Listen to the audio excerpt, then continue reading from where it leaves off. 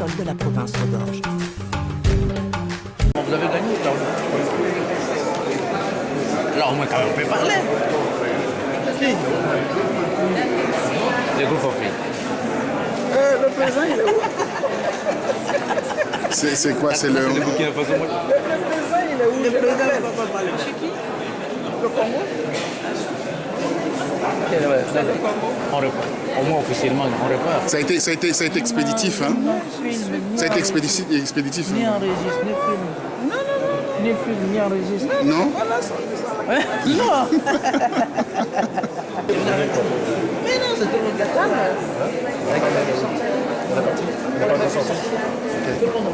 Et... Personne n'est sorti. le président du groupe africain. Voilà. Qui parle aussi.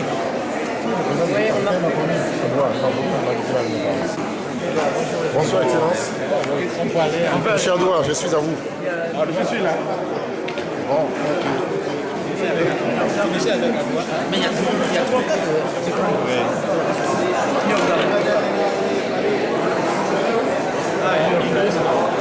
Français, anglais. English is fine. English is better.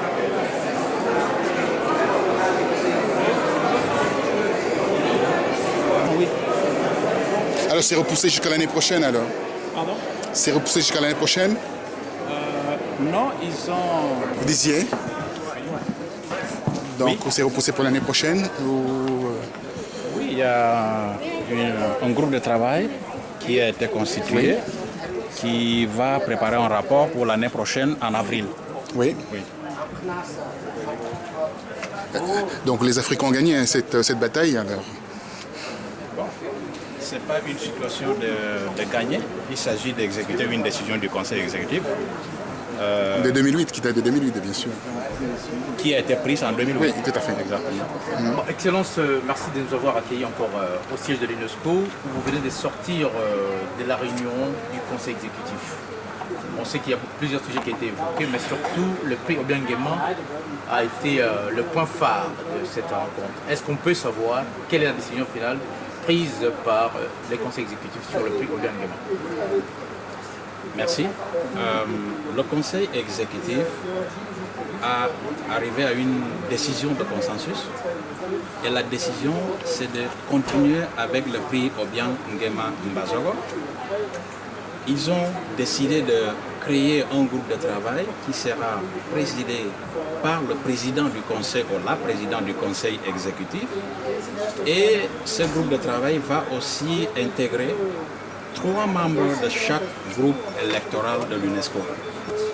Et le groupe de travail aura comme mandat de regarder les circonstances et faire un rapport à la prochaine session du Conseil exécutif qui aura lieu en avril prochain.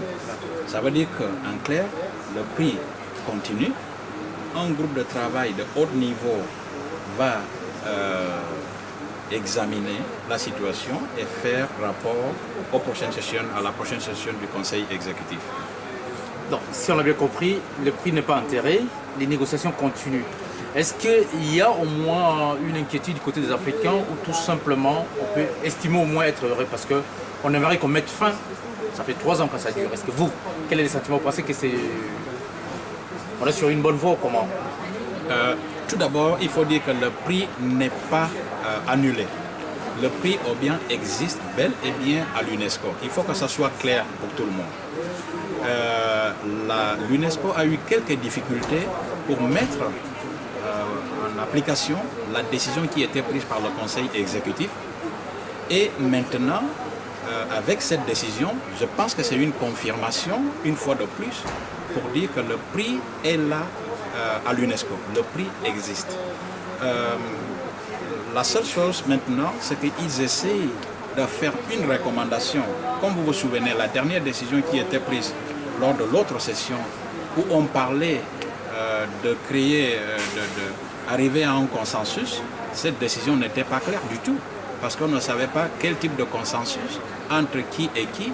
C'est ça, malheureusement, qui a créé cette situation où quelques personnes arrivaient à la conclusion que le prix n'existait plus. Le prix existe, et avec cette décision qu'on vient de prendre maintenant, Je pense que les choses sont très claires parce que maintenant, nous avons un groupe de travail de haut niveau et ce groupe de travail va se pencher sur ce sujet et on va avoir une recommandation en avril prochain. De ce point de vue, je peux dire que, évidemment, la décision qui a été prise est très claire et ça confirme une fois de plus que le prix Obiang Bazoro est un prix qui existe, qui a été approuvé par le Conseil exécutif en 2008. Alors, ce prix qui a été approuvé en 2008 à l'unanimité, bien entendu, aujourd'hui, ce prix est contesté. Contesté parce qu'il y a une image qui est négative du président Obiang à l'étranger. Hein, je dis bien à l'étranger. C'est que les Occidentaux disent. Mais l'Union africaine plébiscite le président Obiang. Pourquoi ces controverses? Je pense que l'Union africaine se rend compte des efforts que le président Obiang est en train de faire, tant pour la Guinée équatoriale que pour l'Union africaine. Les chefs d'État africains, ils connaissent la Guinée équatoriale, ils ont vécu en Guinée équatoriale et ils peuvent témoigner de ce qui se passe en Guinée équatoriale. Ce n'est pas peut-être le cas de tout le monde. La plupart des gens qui sont contre ce qui se passe en Guinée équatoriale, je pense, c'est la méconnaissance de ces personnes de la Guinée équatoriale. C'est pour ça qu'on fait cet appel à tout le monde, à tous ceux qui peuvent être intéressés, de se rendre en Guinée équatoriale, de voir et même le travail que le président Obiang est en train de faire pour le pays. Et en concernant le prix, je pense que les chefs d'État africains se rendent compte de l'importance de ce prix pour le continent africain. Le prix est là pour des raisons humanitaires, pour aider les recherches scientifiques dans le domaine de sciences humaines. Et c'est pour essayer de trouver des solutions à des maladies comme le HIV-Sida. Et comme vous savez, c'est des maladies qui touchent beaucoup les pays en voie de développement et particulièrement l'Afrique. Et c'est ça, je crois, qui a poussé au chef d'État de dire, écoutez, ce projet-là, ce prix-là va aider la communauté scientifique. Ce prix-là va aider les gens qui sont en train de souffrir et mourir dans le continent africain. UNESCO, si vous voulez nous aider, voilà une opportunité pour nous aider. Alors aujourd'hui, l'UNESCO vacille un peu par rapport à ces prix, qui a accepté ces prix à l'unanimité.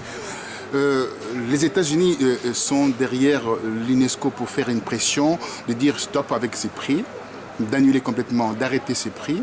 La France également. On voit à la lumière de ce qui s'est passé la semaine dernière avec la saisie de plusieurs véhicules de fils d'Obiang. Alors, qu'est-ce que vous avez comme lumière par rapport à tout cela? La procédure judiciaire et également cette pression des États-Unis, la France, tout cela. Que veulent les Occidentaux par rapport à cela? J'aurais voulu savoir la réponse à la question que vous vous posez. Je pense que je me pose la même question. Si tout ce que vous venez de dire, c'est comme ça, c'est correct, alors moi aussi je me pose la même question. Je pense que les pays que vous venez de mentionner, c'est des pays qui veulent aider l'Afrique. C'est des pays amis à l'Afrique. Il y a beaucoup d'Américains en Guinée équatoriale, il y a des Français, il y a tout le monde. Nous avons de bonnes relations entre la Guinée équatoriale et ces pays-là. Et s'il y avait un problème, ces relations-là n'existeraient pas. Le fait qu'il y ait des Américains chez nous, qu'il y ait des Français chez nous, qu'il y ait des Européens chez nous, je pense que c'est signe qu'il y a de bonnes relations. Je pense qu'au milieu, il peut y avoir des ONG, il peut y avoir des gens qui ne connaissent pas la Guinée équatoriale, qui parlent de la Guinée équatoriale sans connaître le pays. Ou bien il peut y avoir des gens que pour des raisons, soit de jalousie, ou je ne sais pas de quelle raison, sont contre le président Obiang et contre tout ce qu'il est en train de faire pour la Guinée équatoriale et pour l'Afrique. Peut-être ces gens-là sont en train de polluer la relation qui est très bonne et je pense que ça va continuer à être bon. Moi, je ne pense pas qu'au niveau des pays, on peut dire aujourd'hui qu'il y a des problèmes avec les États-Unis. Nous avons des très bonnes relations. Nous avons des très bonnes relations avec la France. Nous travaillons très bien avec l'Espagne. Mais il y a quelques individus qui peuvent être jaloux du travail que le président Obiang est en train de faire, évidemment, pour le pays. Alors, parlons de ces individus. Vous avez parlé de ces individus. Moi, je vais évoquer un peu deux individus ou deux sociétés ou deux ONG, parce que vous avez parlé des ONG. Alors, parlons-nous un peu de Transparency International France et Daniel Lebègue. Que pensez-vous de ces gens qui veulent torpiller complètement votre pays? Quand la directrice a parlé en juin, et je pense aussi lors de la session actuelle du Conseil exécutif, elle a évidemment évoqué la pression qu'on subit de ces ONG, particulièrement Transparency International. Or, il y a, je pense, 1 ou 2 jours, le ministère de l'Information de la Guinée équatoriale a publié un article où on mentionnait Transparency International qui a des intérêts pétroliers en Guinée équatoriale. Je le trouve à la hauteur de 230 millions de francs. C'est ça que je lis aussi. Et je trouve que ça parle de soi. Si Transparency International avait vraiment quelque chose contre la Guinée équatoriale, alors comment on peut expliquer ces contrats à la hauteur que vous venez de mentionner? 230 millions de dollars, c'est beaucoup d'argent. Et si on accepte cet argent en Guinée équatoriale, mais on vient à l'UNESCO pour dire vous ne pouvez pas accepter 3 millions, c'est difficile à comprendre. On laisse l'interprétation à tout le monde parce que nous ne le comprenons pas. Et malheureusement, l'UNESCO est en train de se baser de la pression faite par Transparency International et des ONG du type, alors que ces ONG ont des intérêts commerciaux en Guinée équatoriale. Pourquoi ils mélangent, pourquoi ils mêlent l'UNESCO dans cette affaire? S'il y a des intérêts individuels en Guinée équatoriale, je ne pense pas que ce n'est pas à l'UNESCO où on doit venir pour essayer de résoudre quelle que soit la différence qu'ils ont eue avec le gouvernement de la Guinée équatoriale. Et malheureusement, ils culpabilisent le président Obiang pour ce qui s'est passé en Guinée. Je pense que le président Obiang est victime de ce type d'actuation et c'est vraiment dommage si l'UNESCO continue à se baser des accusations de ce type de ONG pour changer une décision du Conseil exécutif de l'UNESCO. C'est quand même très grave, c'est quand même très sérieux de changer une décision qui a été prise par les États membres. Alors, vous direz que l'UNESCO n'est pas un organe assez indépendant par rapport à vos dires, c'est caporalisé. Bon, ça, je ne peux pas le dire. Je pense que j'essaie de dire simplement la raison pour laquelle l'UNESCO a décidé de ne pas exécuter la décision prise par le Conseil exécutif. Et cette raison, c'est parce que des ONG comme Transparency International font pression à l'UNESCO. C'est ça le problème. Et si c'est la raison, et je me pose la question, on a essayé d'arrêter la décision. Et pourquoi on n'exécute pas maintenant que 53 chefs d'État du continent qui est supposé être prioritaire pour l'UNESCO, pourquoi on n'exécute pas la décision? Parce qu'il y a un appel de ces chefs d'État. Est-ce qu'on donne plus d'importance à ces ONG Transparency et avec les contrats qu'ils ont en Guinée équatoriale des millions de dollars par rapport aux chefs d'État? Ça, c'est une question que je pense que ça laisse beaucoup de questions à se poser là. Excellence, on a parlé des associations, mais il semblerait qu'il y a aussi de personnalités indépendantes qui sont contre ce prix. Et au même moment, selon nos informations, nous avons aussi appris qu'il y avait des personnalités africaines ou même internationales qui ont soutenu ce prix. Est-ce qu'on peut en savoir quelles sont les personnalités qui soutiennent le prix Obiang Nguema au niveau de l'Afrique? Je peux vous dire qu'il y a plusieurs personnalités qui ont envoyé des lettres de soutien tant à l'UNESCO qu'aux membres du Conseil exécutif qu'au gouvernement de la Guinée équatoriale. Juste récemment, les 3 derniers jours, le professeur Diarra, qui est ambassadeur de bonne volonté, il a envoyé une lettre de soutien au prix Obiang Nguema Mbazogo. Or, on n'a pas entendu ça. Le secrétariat n'a pas dit que l'ambassadeur de bonne volonté soutient le prix Obiang Nguema. Et comme lui, il y a beaucoup d'autres intellectuels, on a la liste, qu'on peut aussi mentionner. Vous savez, quand la liste est très longue, ça serait question que je puisse avoir l'opportunité de regarder les noms, mais le professeur Diarra, c'est un nom qu'on ne peut pas rater.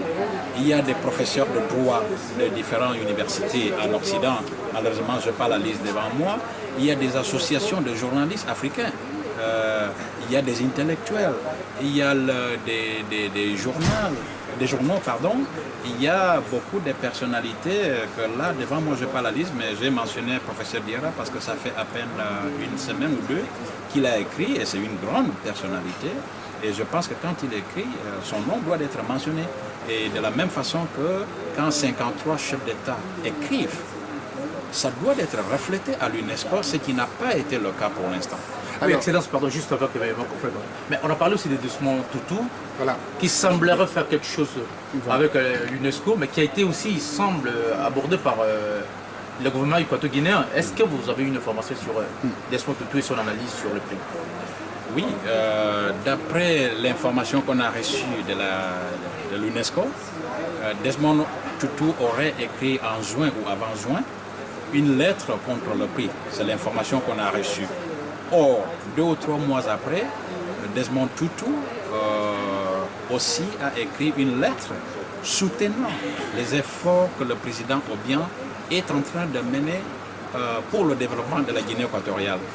Je pense que la lettre qui a été écrite avant juin, je ne sais pas dans quelles conditions cette lettre a été écrite, mais la lettre que nous avons reçue de Desmond Tutu, on peut l'interpréter comme une correction de la lettre initiale de juin. Alors, moi, je resterai avec l'institution qui est l'UNESCO. La question se situe au niveau d'Irina Bokova. Bientôt, son mandat arrive, bien entendu, à son terme. Ça va c'est terminé. Et là, elle a bien dit que, voilà, il faudra que vous arrêtez ces prix-là. Il faudra que vous concertez entre vous pour mettre un terme à ces prix parce qu'en réalité, il y a beaucoup de controverses. Elle n'est pas de votre camp, cette dame. Je pense que l'UNESCO, en tant qu'organisation internationale, est supposée être neutre. Et je peux considérer la position de l'UNESCO, si elle n'est pas neutre, elles doivent l'être. La deuxième chose, c'est que le secrétariat est un secrétariat des États membres. L'organe, le conseil exécutif de l'UNESCO est en charge, à la responsabilité d'approuver des prix. Et c'est un peu bizarre que le secrétariat demande aux États membres de faire ceci ou cela. Surtout s'agissant d'une décision qui était prise auparavant par les États membres. Quand vous parlez de l'UNESCO, c'est un secrétariat, mais c'est un secrétariat des États membres. Et par État membre, on entend le conseil exécutif. Ce conseil exécutif s'est prononcé, ils ont approuvé le prix. Et je pense que s'il y a un organe qui doit se prononcer ou qui doit faire la recommandation d'annuler le prix, c'est le conseil exécutif et ce n'est pas le secrétariat. Alors je terminerai par cette question. Le président Obiang, qui est un homme qui veut une certaine intégrité par rapport à son pays, on a vu avec Malabo 2, qui est bien construit. Je me demande pourquoi cet acharnement sur lui. Vous allez m'expliquer d'ailleurs pourquoi. Et il avait dit, quand il n'y avait pas de pétrole, il y avait que la jungle, et il n'y avait personne. Le pays marchait très bien. Aujourd'hui, on a le pétrole et tout va très mal. Et on est en train de fomenter même des coups d'État contre lui. Dites-moi, pourquoi cela ? Je pense que le président, comme vous venez de le dire, le président l'a clairement dit. Il peut y avoir la jalousie. Il y a quelques années, on ne parlait même pas de la Guinée équatoriale. Il n'y avait rien en Guinée équatoriale. Tout ce temps-là, le président Obiang faisait tout pour essayer de sortir son pays de la misère à là où nous sommes aujourd'hui. Déjà, quand on parle du pétrole et de tout ce qui se passe, on oublie que le président Obiang a souffert. Il s'est planifié très bien, il s'est programmé, il essayait de faire en sorte que son pays puisse sortir de la misère. C'est pour ça qu'on est arrivé au pétrole. Parce que lui, il était focalisé pour le bien-être de son pays. Maintenant, il a découvert le pétrole. Et là, il met en place un programme pour le développement du pays. Bien évidemment, ça peut attirer des jalousies. C'est normal. Et s'il y a des jaloux, qu'est-ce qu'on peut faire? Notre président, le président Obiang, il est en train de faire développer le pays et dans la mesure de possible, il essaie de faire la même chose pour le continent africain. Il contribue. Récemment, il était en Addis Abeba pour essayer d'aider la cause de la Somalie. Et il aide aussi, il contribue dans ce genre. C'est la première fois, par exemple en Somalie, où les pays africains se réunissent pour résoudre un problème du genre en Afrique. Je pense que c'est des initiatives qui vont dans le bon sens, mais qui peuvent attirer des jalousies des personnalités ou d'autres États. Je ne sais pas si on peut culpabiliser le président Obiang pour essayer de faire en sorte que la Guinée équatoriale soit connue, comme c'est le cas aujourd'hui, et que l'Afrique soit respectée dans la communauté des nations internationales. Oui, Excellence, merci d'abord. Je crois que vous avez encore beaucoup de choses à faire, mais je crois une dernière question. On a entendu quand même des gens qui ont voulu que le prix Obiang Nguema soit maintenu, mais que le nom du président ne se figure pas. Ou soit que le président propose une autre appellation, soit prix Africa, parce qu'il est le président de l'Union africaine. Connaissant, vous êtes proche du président, que penserait le président si on lui demandait de faire ça? Ce que je dois clarifier concernant le nom, c'est qu'à l'UNESCO, au Conseil exécutif, il y a des règles du jeu.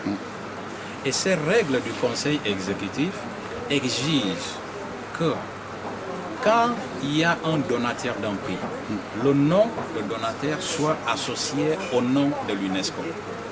Quand le président Obiang a amené son prix ici, il a donné l'argent, il a expliqué pourquoi, et c'est en suivant le règlement interne du Conseil exécutif de l'UNESCO qu'on est arrivé à associer son nom au nom de l'UNESCO. C'est-à-dire, c'est le règlement de l'organisation. Maintenant, quand on demande au président de retirer son nom, est-ce qu'on veut dire que pour le président Obiang, il faut appliquer des règles spécifiques, ou bien pour des Africains, il y a des règles particulières, alors que pour l'UNESCO, le reste de l'UNESCO, il y a d'autres règles? Normalement, je pense que cette question, c'est une question de règles, et c'est à l'UNESCO de voir s'ils veulent changer les règles du jeu du Conseil exécutif. Une dernière question au nom de l'APA, Association bien sûr de la presse panafricaine et Afrique et Rédaction. Voilà, il y a 3 millions dans l'escarcelle de l'UNESCO. Ça produit des intérêts. On a posé la question au service de presse ici, de communication. Nous dit-on que l'argent là est toujours disponible. Cette somme est toujours disponible. Croyez-vous à la disponibilité de cet argent? Bon, je ne sais pas exactement comment l'UNESCO a utilisé les fonds, mais je peux vous dire que la Guinée équatoriale... 3 millions, je parle bien de 3 millions Exactement. D'euros, hein, 3 millions d'euros. Oui. Voilà. Je peux vous dire que la Guinée équatoriale, suivant la décision du Conseil exécutif, avait remis un chèque de 3 millions de dollars en 2009. Des dollars, euros? Dollars. Très bien, donc Oui. autant pour moi. Oui. Et ce que l'UNESCO a fait avec cet argent, bon, nous ne savons pas, mais nous croyons que l'UNESCO a commencé l'exécution de la décision. Il faut savoir que la décision, l'UNESCO a commencé à exécuter cette décision. Et je pense que pour l'exécution de la décision, ils ont dû utiliser les fonds. Et je crois qu'ils ont utilisé, mais je ne peux pas savoir à quelle hauteur. Mais je peux vous confirmer que la Guinée équatoriale a bien remis le chèque à l'UNESCO. Merci Excellence, merci surtout de toutes ces précisions. Nous voulons juste préciser aux téléspectateurs africains qui nous suivent un peu en direct, le prix Obiang Nguema n'est pas suspendu. Le prix Obiang Nguema continuera toujours à... Donc il y a des discussions, on a mis en place un groupe de travail qui sera composé de toutes les régions qui vont continuer toujours à discuter. Donc si on peut encore dire aux Africains, il y a une demi-victoire et merci Son Excellence parce que c'est votre travail, vous êtes de l'UNESCO, vous avez été à l'UNESCO quand même, vous connaissez. Donc prochainement, je crois qu'au mois d'avril, on reviendra encore, on suivra ces dossiers. Mais d'ici là, on va continuer à fréquenter toutes les parties qui sont concernées dans cette bataille. Merci et à bientôt. Je vous remercie.